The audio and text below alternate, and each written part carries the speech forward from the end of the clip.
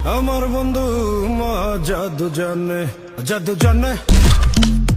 দুই নেতার ভিডিওর ব্যাকগ্রাউন্ডে হাবিবের মহাজাদু। মালয়েশিয়ার প্রধানমন্ত্রী আনোয়ার ইব্রাহিমের অফিসিয়াল পেজে প্রকাশিত একটি ভিডিও এখন নেট দুনিয়ায় আলোচনায়। প্রধানমন্ত্রী তারেক রহমানের প্রথম রাষ্ট্রীয় সফরের চুম্বক অংশ নিয়ে মালয়েশিয়ার প্রধানমন্ত্রীর দপ্তর একটি ভিডিও প্রকাশ করেছে, যাতে ব্যবহার করা হয়েছে হাবিব ওয়াহিদ ও মেহরুনি গরি রুস্তামের গাওয়া মহাজাদু গানটি।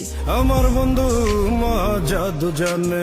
23 জুন সকালে প্রকাশিত ভিডিওটিতে দুই দেশের সরকার প্রধানের বৈঠক, আনুষ্ঠানিক অভ্যর্থনা, মধ্যাহ্নভোজ এবং বিভিন্ন কূটনৈতিক কার্যক্রমের দৃশ্য তুলে ধরা হয়েছে।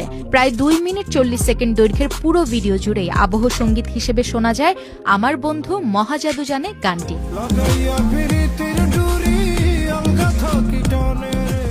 ভিডিওর একটি অংশে রোহিঙ্গা সংকট নিয়ে কথা বলতে দেখা যায় মালয়েশিয়ার প্রধানমন্ত্রী আনোয়ার ইব্রাহিমকে। সেখানে তিনি বাংলাদেশ ও মালয়েশিয়ায় অবস্থানরত রোহিঙ্গাদের সংকট মোকাবেলায় যৌথ উদ্যোগের কথা তুলে ধরেন।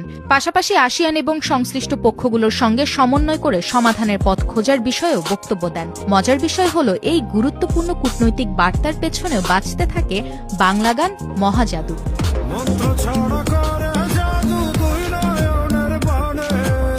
কোক স্টুডিও বাংলার জনপ্রিয় এই গানটি প্রকাশের পর থেকে শ্রোতাদের মধ্যে ব্যাপক সাড়া ফেলেছিল।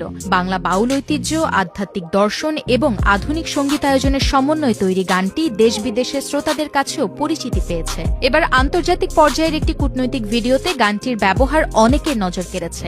সামাজিক যোগাযোগ মাধ্যমে কেউ এটিকে বাংলাদেশের সংস্কৃতির বৈশ্বিক উপস্থিতির ইতিবাচক উদাহরণ বলছেন, আবার কেউ বলছেন বাংলা গানের জনপ্রিয়তা এখন দেশের সীমানা ছাড়িয়ে কূটনৈতিক অঙ্গনেও পৌঁছে গেছে। মালয়েশিয়া সফরে দুই দেশের সরকার প্রধান দ্বিপাক্ষিক সম্পর্ক, বাণিজ্য, বিনিয়োগ, শ্রমবাজার এবং আঞ্চলিক বিভিন্ন বিষয় নিয়ে আলোচনা করেছেন বলে জানা গেছে। আর সেই কূটনৈতিক সফরের স্মৃতিচারণমূলক ভিডিওতে বাংলা গান মহাজাদুর ব্যবহার এখন হয়ে উঠেছে আলোচনার নতুন কেন্দ্রবিন্দু।